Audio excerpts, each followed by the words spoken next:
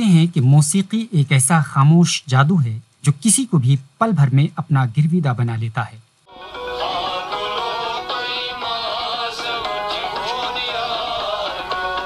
لیکن کیا آپ نے کبھی سنا ہے کہ شدت، خون خرابہ اور بندوقوں کا شیدائی موسیقی جیسے خوبصورت اور لطیف فن سے پیار کر سکتا ہو، یہاں تک کہ اسے اپنا پیشہ تک بھی بنا سکتا ہو؟ شاید آپ کا جواب ہوگا نہیں اور بالکل نہیں۔ اگر ایسا ہی ہے تو آئیے ہم آپ کو ایک ایسے شخص کی کہانی سناتے ہیں جس نے اپنی زندگی کے ابتدائی مرحلے میں شدت اور بندوقوں کا سہارا لیا، لیکن وقت کا پہیہ 360 ڈگری کچھ اس طرح گھوما کہ شدت اور خون خرابے نے لطیف موسیقی میں جا کر پناہ لے لی۔ بھارتی ریاست جموں کشمیر کے رہنے والے الطاف 1990 کے بعد دیگر نوجوانوں کی طرح عسکریت پسند کی ٹریننگ کے لیے پاکستان گئے، لیکن انہوں نے بندوق کے بجائے موسیقی کو ترجیح دی۔ ضلع اننت ناگ کی جنگلات منڈی علاقے سے تعلق رکھنے والے الطاف میر 1990 میں عسکریت پسند بننے کے لیے پاکستان گئے۔ 2 اشروں کے بعد انہوں نے پاکستان سے بندوق نہیں بلکہ خوبصورت نغموں کا تحفہ بھیج کر سبھوں کو حیران کر دیا۔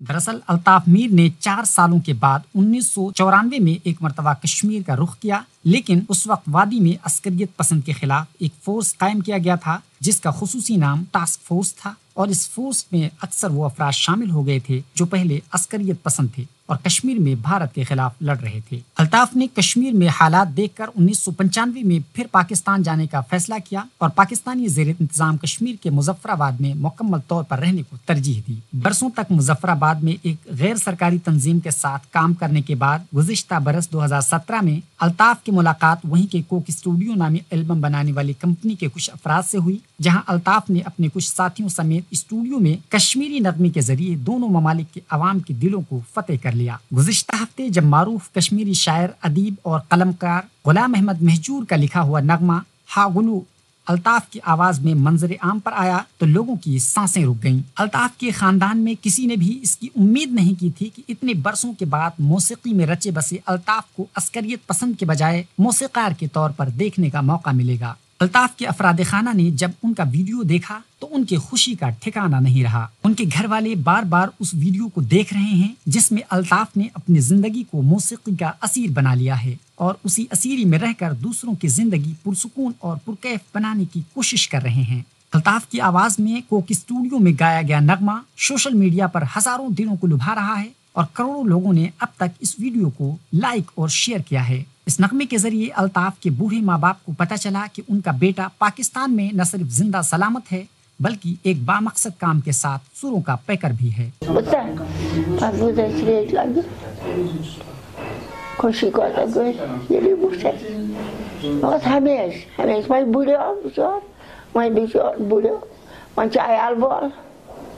ہم کو زبردست خوشی ہوئی کیونکہ میڈیا نے ہم کو بتایا کہ یہ اتنا بڑا انٹرنیشنل شاید اسٹوڈیو جو کوک اسٹوڈیو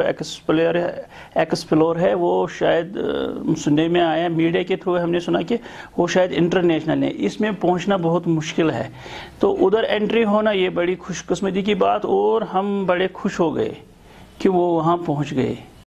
الطاف کے گھر چھوڑ کر چلے جانے کے بعد ان کے گھر میں بوڑھے والدین کی دیکھ بھال کرنے والا کوئی نہیں تھا۔ اس دوران ان کے والدین نے مصائب کا سامنا کیا اور زندگی کے دکھ سکھ کے لمحوں میں دوسروں کے بھروسے رہے، لیکن آج جب الطاف کی ماں اپنے بیٹے کو دیکھتی ہیں تو ان کے دکھ اور درد کے لمحات کی تلخ یادیں ان کے ذہن سے دور ہو جاتی ہیں۔ الطاف کی والدہ کا کہنا ہے کہ ان کے بیٹے کو بچپن سے ہی موسیقی کا شوق تھا اور اکثر وہ موسیقی کی محفلوں میں جایا کرتا تھا۔